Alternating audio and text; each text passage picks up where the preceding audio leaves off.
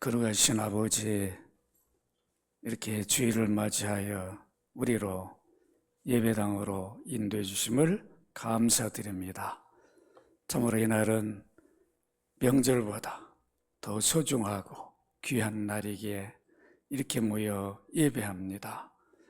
참으로 우리에게 주신 아들의 피로 이루신 그 구원의 은혜 때문에 그것을 갚을 길 없어 이렇게 예배 자리에 나와서 우리가 그 공로로 예배합니다. 모든 영광을 받아 주옵소서.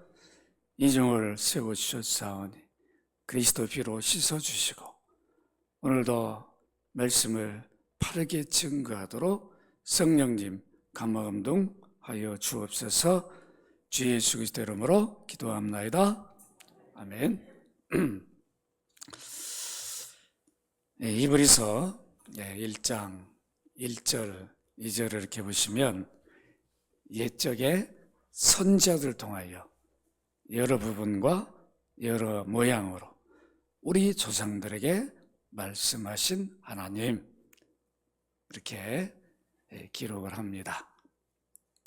우리 조상들에게 이 구약시대, 여기 옛적은 구약시대라고 그랬죠. 옛적에 우리 조상들에게 하나님이 어떤 모양, 어떤 부분으로 말씀하셔서 이렇게 인류 구원 역사를 이루셨는가? 그래서 우리가 살펴보고 있습니다. 그래서 구약 책도 뭐예요? 구약 성경도 누구의 책이라는 거예요? 예수 그리스도의 책이다. 근데 구원의 책이다. 그러니까 하나님이 아들을 구원주로 보내기 위해서 어떤 구원 과정, 누구를 세워 어떻게 그 일을 이루셨는가, 그걸 기록한 게 구약 성경이에요. 그걸 예수님이 말씀하시. 왜 그러냐면 구약의 모든 일을 아버지 아들로 함께 그 일을 이루셨어요. 그러니까 아브라함도 하나님이 부를 때 하나님 아들도 같이 불렀죠. 이삭도 야곱도. 오늘 여러분들에게 말씀드릴 요셉도 그때 함께 불렀어요. 함께 모든 일을 이루셨습니다. 그래서 우리 구원이 오늘 갑자기 하늘에 뚝 떨어져 이루어진 게 아니죠. 하나님의 아들을 보내서 사람이 되게 하시고 모든 구원의 일을 이루는 이런 역사 속에 과정들이 있었어요. 그것을 구약 성경에 기록을 해놓고 있습니다. 그래서 오늘 제목이 뭐죠? 오늘 제목이 뭐예요? 설교 제목이 하나님을 향하신, 그게 아니라 요셉을 향하신 하나님의 섭리다. 이게 섭리란 뜻이 뭘까요? 섭리란 말은 다스리고 보존하다, 붙드시고 다스린다, 이런 뜻이에요. 그래서 섭리는 두 가지로 나눕니다. 일반적 섭리와 특별 섭리. 하나님의 일반적 섭리는 뭐냐면 하나님이 우주 만물을 지었죠. 지은 것을 지은 목적대로 운행하셔요. 얼마 전에 소행성이 지구에 충돌했다. 아마 여러분 들었을 거예요. 그런데 큰 피해가 없이 필리핀 어디 바다에 떨어졌다. 그런단 말. 이런 것들이 일반 섭리예요. 소행성이 만약에 지구에 떨어지면 많은 사람이 피해를 볼 수 있잖아요. 근데 그거를 우리가 막을 길이 없어요. 우리 과학으로 그런 걸 어떻게 할 방법이 없어요. 하나님 지으셨으니까. 하나님이 그런 것들을 지은 목적대로 운행하셔요. 이게 뭐라고요? 일반 섭리. 그래서 우주에 있는 많은 별들이 하나님 지으신 목적대로 지금도 그 일을 하고 있어요. 이게 일반 섭리. 특별 섭리는 뭐냐면 하나님이 타락한 인류를 구원하기 위해서 구원 작정 계획하신, 그걸 또 경륜이라 말하죠. 하나님이 창조 목적대로 그 일이 이루어지도록 그 과정 가운데 붙드시고 다스리고 인도하는, 이걸 무슨 섭리다? 특별 섭리라고 말해요. 그러니까 아브라함, 이삭, 야곱 부르셔서 구원의 일들을 이룬 것은 무슨 섭리라고요? 특별 섭리예요. 아시겠죠? 여러분들 구원한 것도 하나님 특별 섭리를 하신 거예요. 이걸 여러분 감사해야 됩니다. 이런 구원 과정을 우리가 알아야 구약을 읽을 때, 야, 사람을 평가하지 않는, 아브라함 어떻게 믿음의 조상이 그 정도야? 아, 이삭이 왜 그래? 요셉이, 야곱이 왜 그래? 그러지 않고, 그때 그들은 우리처럼 성경을 갖고 있지 못했어요. 창세기는 누가 기록해요? 모세가 기록합니다. 모세와 아브라함은 1000년 이상 떨어져 있어요. 모세는 아브라함 보지도 못했어요. 그런데 기록합니다. 모세가 성경을 기록한 그때부터 성경을 갖게 되죠. 그 이전에는 구전으로, 말로 하나님이 세워서 때로는 꿈으로 직접 말씀하시거나 이렇게 했어요. 그러니까 무슨 자녀들을 양육할 자료가 없어요. 지금의 여러분 구약 성경, 신약 성경이 다 모든 하나님의 계획이 성취되어서 이렇게 한 권으로 딱 기록이 되어 있죠. 이렇게 있어도 양육을 잘 안 해요. 그때는 없어요. 아브라함, 이삭, 야곱 이때도 구약 성경이 기록되지 않았어요. 그러니까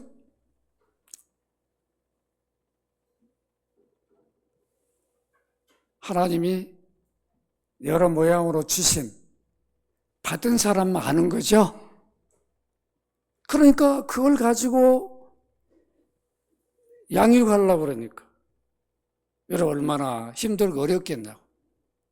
그래서 그 자녀들이, 족장들을 하여도 그 자녀들의 모습이 왜 이렇게 오늘 우리가 볼 때, 야, 오늘 장로님 자녀들만 해도 이 정도 아닌데 어찌 이렇게 아브라함, 이삭, 야곱의 자녀들이 이 모양 이 꼴인가? 우리가 이럴 수 있단 말이에요. 그렇게 생각하시면 안 된다. 그때는 하나님이 이런 분이다, 성경에 이렇게 기록됐으니까 너희들 이렇게 하나님을 잘 알고 섬겨야 된다, 가르칠 수 있는데 그게 없었어요. 여러분 아시겠죠? 없었으니까 들은 대로, 자기가 아는 대로 그 정도 가르쳐야 되니까. 구약시대 많은 하나님의 사람들의 그런 부족한 모습들, 실수하는 모습들이 나옵니다. 여러분, 우리 아브라함도 분명히 선지자라고 그랬어요. 오늘 히브리서 1장 1절에 보면 옛적의 선지자를 통하여 딱 그랬는데, 여러분 아브라함이 진짜 선지자인 거 아닌가? 창세기 20장 7절 이거 같이 한번 읽도록 해봅시다. 시작. 이제 그 사람의 아내를 돌려보내라. 그는 선지자라. 끝. 거기까지. 시간이 없으니까. 여기 누가 누구에게 말한 거예요? 아비멜렉에게. 아니, 아비멜렉 애굽 왕에게도 자기 아내인 사라를 누이라 속였는데 두 번째 또 그래가지고 아비멜렉이 사라를 탁 데려갔는데, 하나님, 야 임마, 너 하면서 그냥 혼을 낸 거죠. 그러면서 그 사람의 아내를 돌려보내라. 그는 뭐다? 선지자다. 내가 앞으로 인류 구원의 일을 계획한 대로 그 아브라함 선지자를 통해서 이 일을 이룰 건데 너 손대지 마. 다 돌려보낸다. 그럼 아브라함이 그때 얼마나 여러분 기분이 좋았겠어요. 아니, 아내 때문에 너무 아내가 미모가 커가지고 죽을까봐 거짓말했는데, 하나님이 그냥 다 뺏어서 주고 말이야. 여러분 얼마나 기분이 좋았겠어, 그죠? 그리고 어떻게 하면 아비멜렉 꼼짝 못하게. 여러분 이어서 한번 읽어보십시다. 시작. 그가 너를 위하여 기도하려니 네가 살려니와 내가 돌려보내지 아니하면 너와 내게 속한 자가 다 반드시 뭐 할지라. 여러분 대단하지 않습니까? 아비멜렉 왕인데 아브라함 50개 받는데 꼼짝 못하게 만들어요. 이게 하나님 사람의 특권이죠. 여러분들 이런 좀 자부심을 가지시기 바랍니다. 내가 하나님 자녀, 그리스도인 하나님 백성이지. 어디 가도 이렇게 아브라함이 기도한 것처럼 우리도 그런 특권을 받았잖아요. 이번에 추석에 형제자매들 부모님 만나면 식사할 때 어떻게 해야 돼요?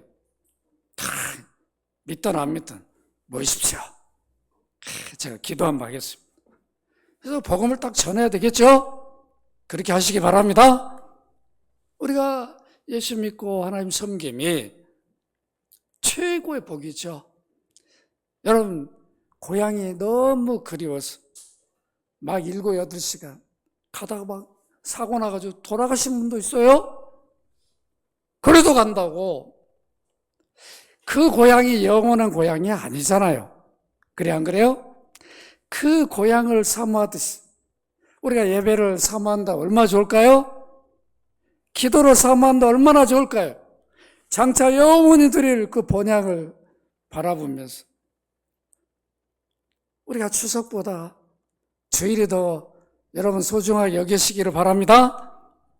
추석은 필요 없다는 게 아니라 정말 이 날을 내 구원받은 자니까 더 소중히 여기고 예배하는 이런 우리가 특권을 받은 자들입니다. 이렇게 여러 모양으로 구약시대에 여러 부분으로 말씀을 하셨는데 오늘날 우리는 아들을 통해서 말씀을 주셨어요.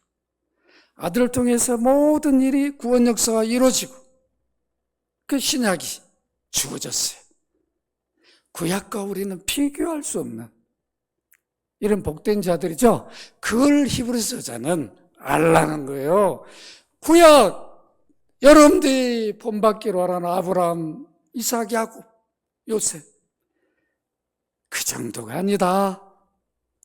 우리는 더 복된 자다. 그걸 히브리서를 통해서 우리에게 들려주고 보여주고 있습니다. 오늘 이제 본문으로 돌아가십시다. 여러분 오늘 읽은 본문을 이렇게 보시면 야곱이 라반의 집에 20년이란 긴 세월을 보내고 하나님이 약속대로 인도함을 받아 이제 약속의 땅 가나안에 와서 정착하게 됩니다. 여러분 오늘 과정 우리가 봤잖아요. 약복강의 씨름. 이제 여기 강만 건너면 이제 약속의 땅인데 야곱이 혼자 남았는데 이거 가기도 전에 에사한테 죽는구나. 얼마나 기가 막히겠나. 여러분 생각해봐요. 막 그 몸부림치고 이거 통로가 없는 거예요. 사람이요 하나님이 안 보이면 믿음의 눈을 못 뜨면 갇혀가지고 있다. 아무것도 방법이 없는 거예요. 뚫고 나갈 길이 없다고 생각하는 거예요. 그럴 때 하나님을 바라보게 되고 믿게 되는 거죠. 그 계기에 영의 눈을 떠야 되는데 야곱이 뜨지를 못한 거예요. 계속 에서의 그냥 그 칼이 자기를 누르고 있어요. 그러니까 이 에서의 칼날을 바로 그냥 없애버릴 하나님이 계심을 야곱은 놓쳐버린 거죠. 오늘 이런 일들을 우리가 많이 경험해요. 우리의 어떤 삶에서 어려움이 생기면 거기에 빠져버린다. 들어가 버리면 안 된다. 그 계기에 그 일을 주관하실 하나님 자녀들을 거기에서 건져내실 하나님을 바라보시기를 바랍니다. 야곱은 그걸 못 보고 그런 야곱을 보고 하나님이 사람의 모습으로 오신 거예요. 그러니까 야곱이 놓겠어요? 이제 하나님 이 문제 해결하지 않으면 나는 죽습니다. 여러분 생각해 보라. 그렇게 붙잡고 있는데 여러분 이걸 생각해 보시면 물에 빠져가지고 허우적대서 거의 죽는데 누가 건지러 왔어. 그러면 자꾸 놓겠어 안 놓겠어요? 놔야 안 놔요? 또 얘기를 해보시라고. 놔야 안 놔요? 놔야 안 놔요? 어떤 심정이겠나? 그때 뭔가 잡혔어. 내가 이걸 붙들어야 살아. 저 사람 죽든 말든 놔야 안 놔요? 그래서 정말 제대로 구조한 사람은 절대 안 잡히죠. 다 완전히 죽음 직전에 아무 힘도 없을 때 데리고 나온다. 안 그러면 같이 죽어요. 야곱의 심정이 그와 같다. 안 놓는 거죠. 야, 날이 샜으니까 놔라! 못 놉니다. 나를 축복해줘. 나 지금 예수 앞에 곧 죽는데 우리 몰살 당하는데 이거 안 됩니다. 하나님이 져줬어요? 어디를 쳤어요? 여러분 환도뼈를 치신 하나님이 목은 못 쳐요? 머리는 못 치냐고. 허리는 못 쳐요? 머리 치면 어떻게 돼요? 죽는 거죠? 허리 치면 뭐가 돼요? 불구가 돼버리겠죠? 그러니까 환도뼈 넓적다리가 고관절이 살짝 위골되도록. 여러분 고관절 빠져본 경험이 없죠? 저는 빠져봤어요. 축구하다가 빠져봐서 알아. 병원에 가니까 정형외과 가니까 딱 알더라고. 고관절 한번 빠졌다 들어왔네요. 딱 알더라고. 지금도 가면 위골이 되니까 얼마나 아팠겠냐고. 그러나 다시 원상회복 되죠? 하나님이 져줬어요. 그래서 하나님이 야곱에게 뭘 버리게 해요? 너 옛사람, 너 이제 강 건너면 너 그때부터는 새 사람으로 살아라. 너는 야곱이 아니고 이스라엘이다. 내가 너한테 질 수 없는데 져준 것은 너를 통해서 하나님이 내 계획을 구원 계획을 이루기 위함이라는 것을 깨닫게 해준 거죠. 하나님 사람을 질 수 있어요? 여러분 예수님이 십자가 지셨을 때 많은 유대인들이 내려와? 너 남은 구원하고 왜 너는 못 구원하냐? 내려와 그러면 믿을게. 그때 못 내려올 수 있었어요? 내려오시면 인류 구원이 어떻게 되냐? 얼마든지 내려와가지고 봐라 내가 내려왔지? 이길 수 있었지만 져주셨어요. 죽으셨어요. 그것이 인류 구원이었어요. 이걸 알아야 되죠. 야곱에게 어릴 때는 우리에게 쳐줘요. 여러분 자식이 이기는 뭐가 없다? 그런 말 있어 없어요? 있어 없어요?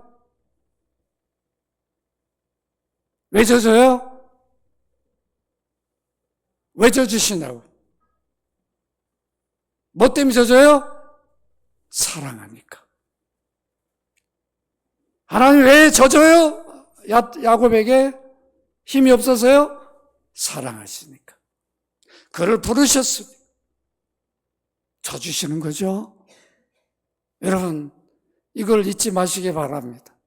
이런 걸 알아야 되는 거죠. 성경 하나하나 속에서 그래 우리가 구원의 감격이 일어날 수밖에 없게 됩니다.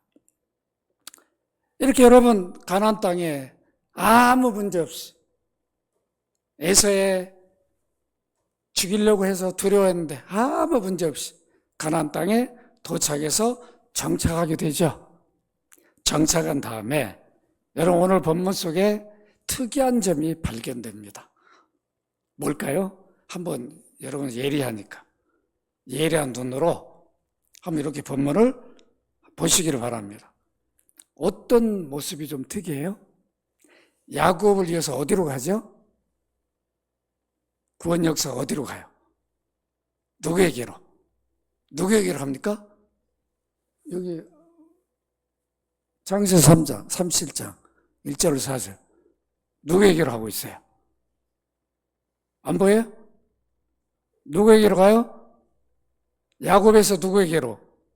누구 얘기가 지금 보고 있어요? 야곱의 뭐라고 말하면서 야곱의 족보는 이러하니라 하면서 누구 얘기를 해버려요? 요셉. 건너뛰어 버리죠. 원래 야곱의 장자는 누구예요? 누벤이잖아요. 누벤.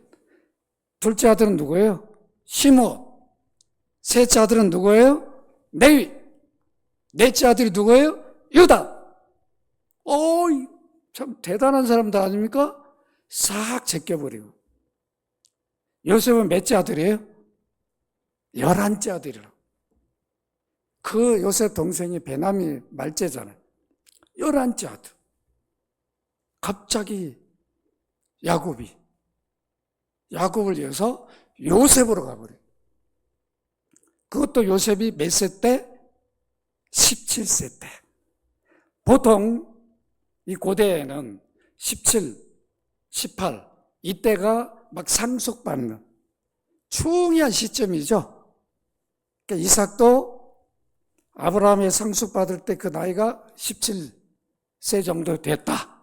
그런데 아브라함, 이삭 말고 야곱을 이어서 상속받을 만 이 귀한 위치에 있을 때 하나님이 요셉에게 어떤 섭리를 하는가를 우리에게 보여줍니다. 요셉은 야곱이 좋아했고 결혼하기를 원했던 누구로부터 난 아들이죠? 라헬로부터 난 아들이에요. 그리고 나머지는 뭐예요?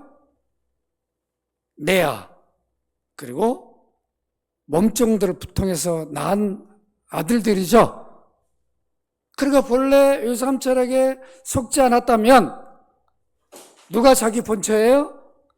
라헬이라고. 그러니까 라헬로부터 난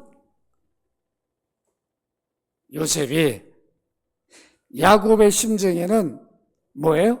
장자예요. 상속자예요. 여러분 아시겠죠? 요셉의 심정에 많은 아들들이 있어도 라헬로부터 난 요셉이 야곱에게는 장자고 상속자였습니다. 그래서 어떻게 합니까? 요셉에게 채색 옷을 입혔어요. 당시 이 색이 있는 옷은 장자, 상속자라고 하는 것을 표현해 준 거예요. 그 옷을 입고 다니면 저 집에 상속자, 장자구나. 장자가 왔구나. 상속자가 왔구나. 이거를 알려주는 거죠. 이렇게 요셉은 채색 옷을 입고 있었는데 여러분 이거는 야곱이 특별한 애정을 가지고 요셉을 대했다는 것을 보여줍니다. 여러분 37장 3, 4절 제가 읽습니다. 요셉은 노년에 얻은 아들이므로 이스라엘 여러 아들들보다 그를 더 뭐했다? 사랑했다. 그래서 그를 위하여 무엇을 지어 입혔어요? 채색 옷을. 여기 요셉을 더 사랑하게 된 이유를 밝혀집니다. 노년에 얻은 아들이다. 여기 노년, 야곱이 나이가 어느 정도였을까요? 혹시 한번 생각해 보세요. 70, 손 한번 들어보세요. 80, 90, 모르겠어요? 91살에 91살에 얻었다면 여러분 눈에 넣어도 아프겠어요? 안 아프겠어요? 아프겠어요? 안 아프겠어요? 그냥 모르겠어요? 노년에 나이 많아서 뭐 늦둥이 얻으면은 막 엄청 귀하게 여기잖아요? 그때나 지금이나 시대가 많이 변했어도 그런 거는 뭐 큰 차이가 없는 것 같아요. 나이가 들어서 그것도 나일로부터 자기가 가장 아끼는 나일로부터 얻은 아들이에요. 얼마나 애지중지했겠냐고. 그냥 금이야 오기야 했겠죠? 이런 걸 좀 생각을 하면서 성경을 좀 읽으셔야 돼요. 그냥 싹 읽지 말고 정말 야곱이 요셉에게 이런 마음을 품었겠구나. 그런데 사실은 야곱이 요셉을 이렇게 더 애착을 갖고 사랑했던 이유는 뭐였냐면 이것도 다 이유지만 또 다른 이유가 하나 있었어요. 라헬이 일찍 죽었어요? 안 죽었어요? 베냐민 낳자마자 죽었단 말이에요. 지금 같이 생활을 못하고 있죠?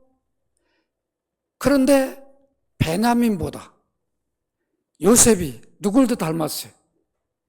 지 엄마를 라헬을 너무 닮은 거예요. 그러니까 요셉이 덜 라헬에 대한 그게 있는 거죠. 그래서 더 사랑했다. 이런 말도 있습니다.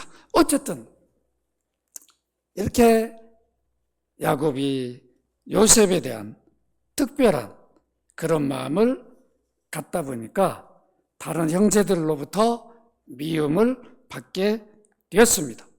그런데 이 정도가 아니라 형제들 모두로부터 집중적으로 미움과 시기를 받게 됐는데 그거는 여러분 창세기 37장 5절 이하 11절을 이렇게 보면 잘 나타나 있는데 여러분 5절을 같이 한번 읽어볼까요? 시작.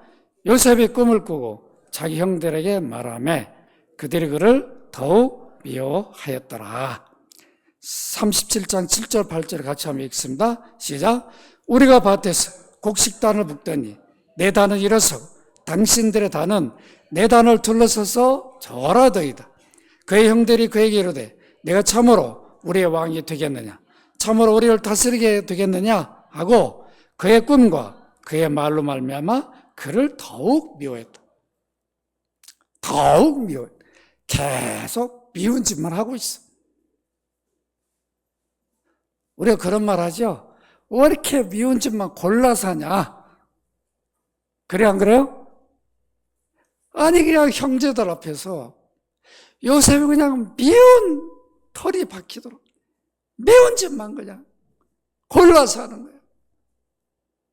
그냥 미워 죽겠는 거죠.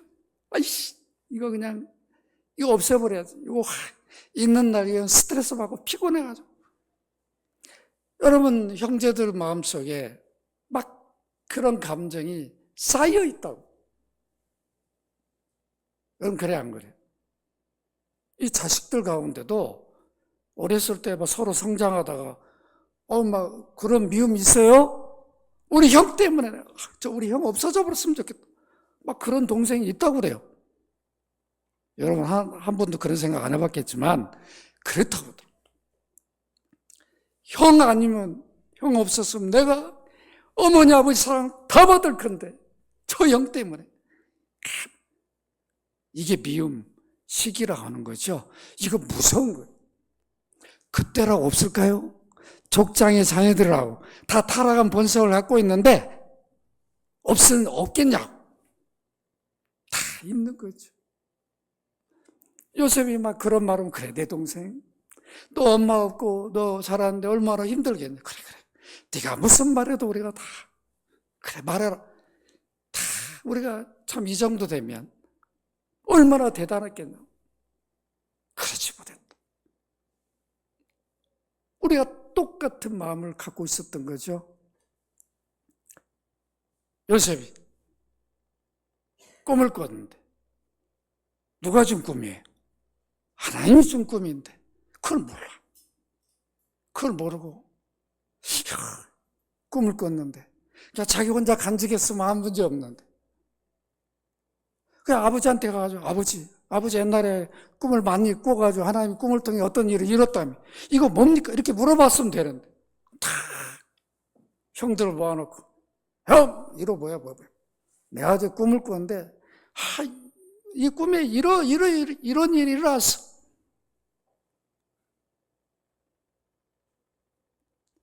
여러분 여기 보니까 절을 했다. 아니 11째인데 11번째 동생인데 모두 앞에 10명이 자기한테 다 절했다는. 여러분 그렇게 형들이 그래 너 그냥 지금 같은 뭐라고 그래요? 우리 말은 어떤 꿈을 꿨다고 그래요? 어떤 꿈을 꿨다고 그래요? 멍멍이 꿈. 아이고 개꿈 꿨구만. 그렇게 넘어가는 게 아니죠. 형제들 안에는 요셉에 대한 그 마음에 막 분노 이런 것들이 가득하니까 요셉이 어떤 말을 하면 그게 더 막 상처로 쌓이는 거죠. 계속 이 일이 이루어졌어요. 네가 여기 보면 네가 참으로 우리 왕이 되겠냐. 당신들의 단어 내 단어를 둘러서 절하더이다 이렇게 말하니까 형들이 이 말을 듣고 내가 참으로 우리 왕이 되겠느냐, 참으로 우리를 다스리게 되겠느냐. 왕이 된다는 거잖아요. 절을 한단 말은.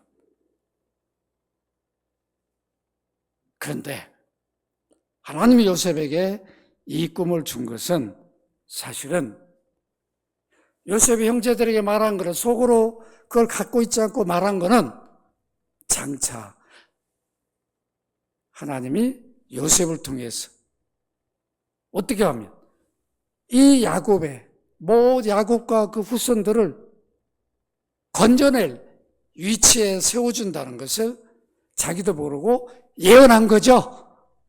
그래 안 그래요? 훗날 그 일이 이루어져야 안 이루어져요? 다 와서 절을 하게 되잖아요. 애굽의 2인자가 되죠. 그런데 이때 꿈을 말할 요셉도 그걸 몰랐고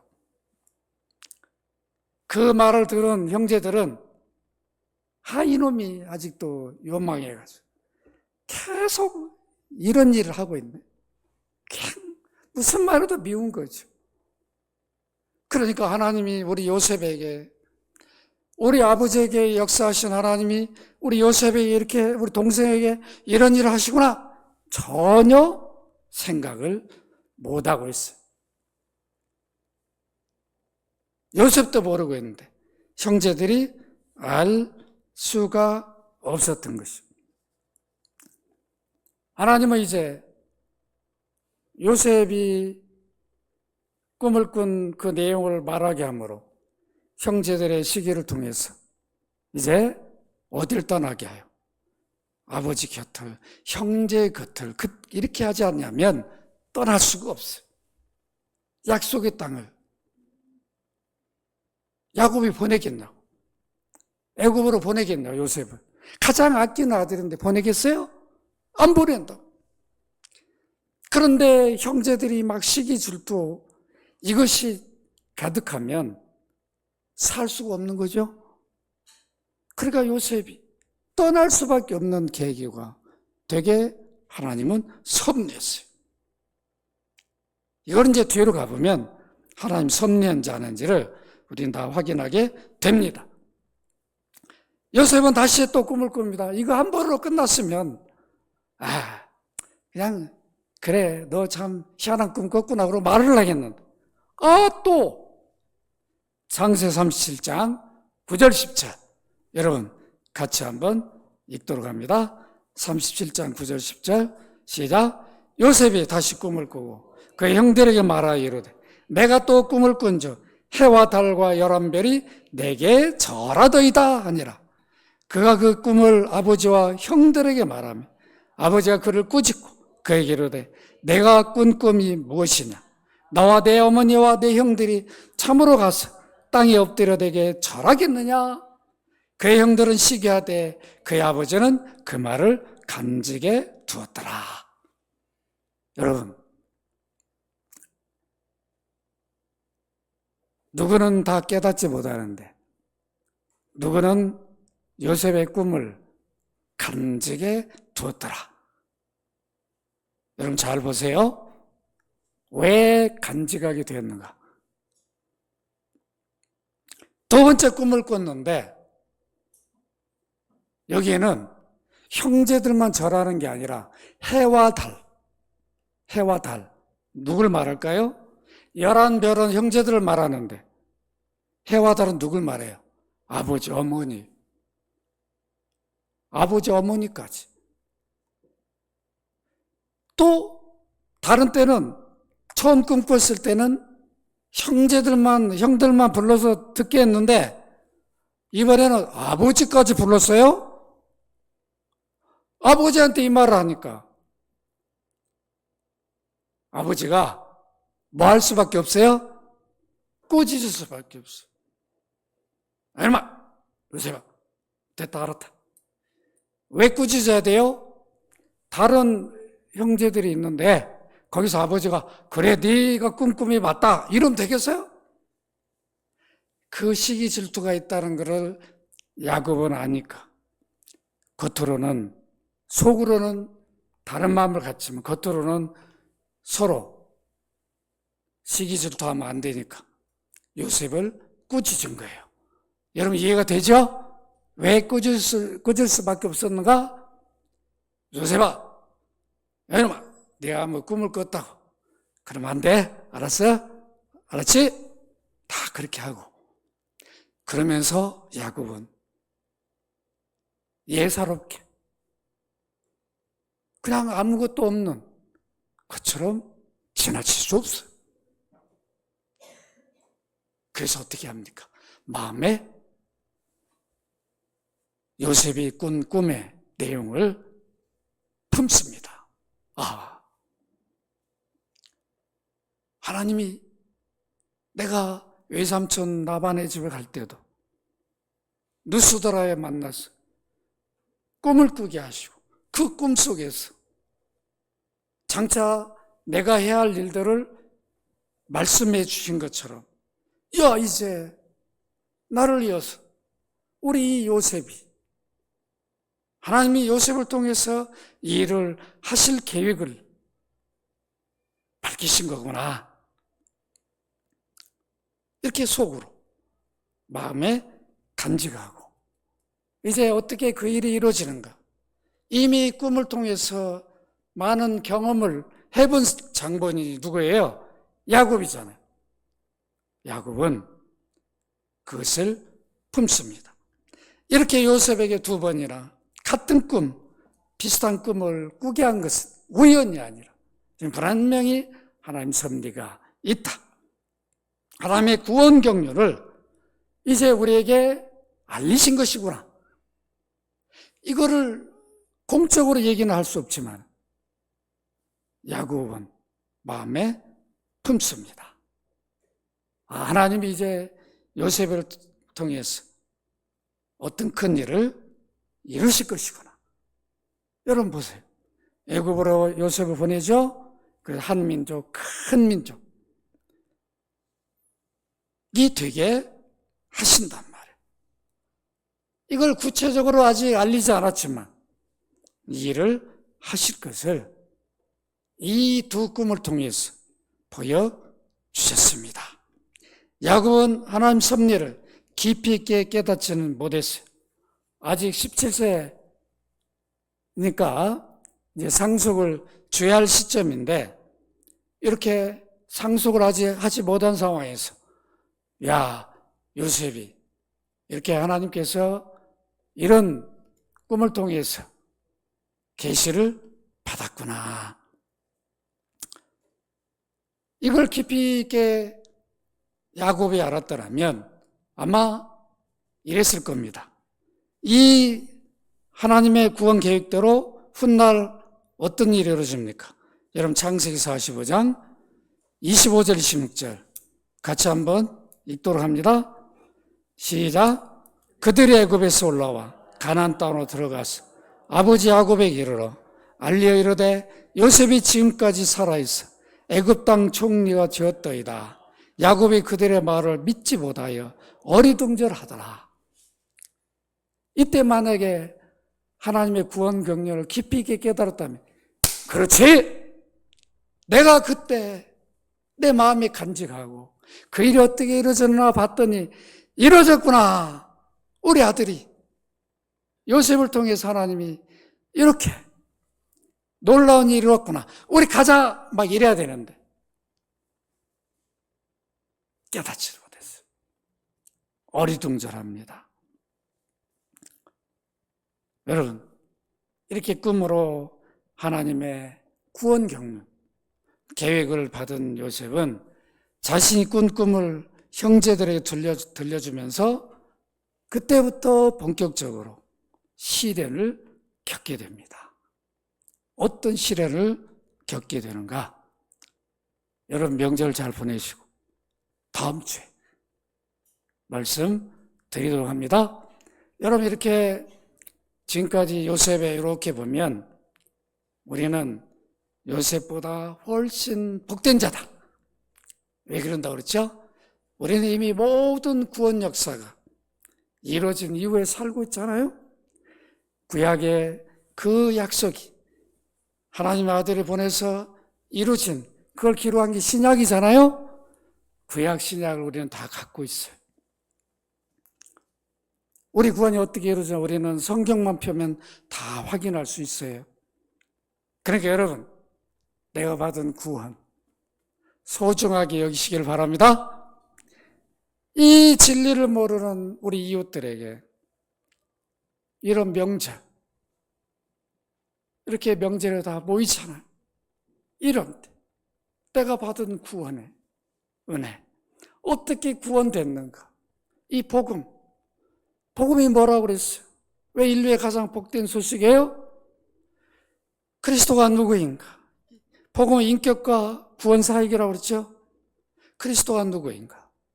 본래 하나님의 아들인데 그분이 이 땅에 오셔서 무엇을 했는가? 우리 구원을 위해서 마리아 몸에 사람이 되시고 우리 죄값을 지불하기 위해서 십자가에 찢기고 피 흘려서 그로 죽음으로 끝난 게 아니라 부활하셨어. 우리의 부활의 생명을 우리에게 주신 거 아니에요? 그래서 우리 예수 믿음으로 그 생명이 접붙임 받아서 우리는 구원이 끊기지 않는 거죠? 부활의 생명 받은 것은 영원한 생명을 받은 거예요. 이 생명은 우리가 예수 믿음으로 받은 거잖아요. 부활의 생명. 그래서 우리는 그리스도와 연합되어서 살아가는 거죠. 그래서 우리가 연합교회가 이 뜻 아니에요? 그리스도 한 몸 되었다. 그리스도 한 몸이다. 여러분이 그리스도 한 몸이니까 전해줘야 되잖아요. 추석 때는 입을 닫아버리고 내가 죽었다고 절대 알리지 말라. 그게 누가 한 말이에요? 이순신 신앙 우리 가지면 안 되겠죠?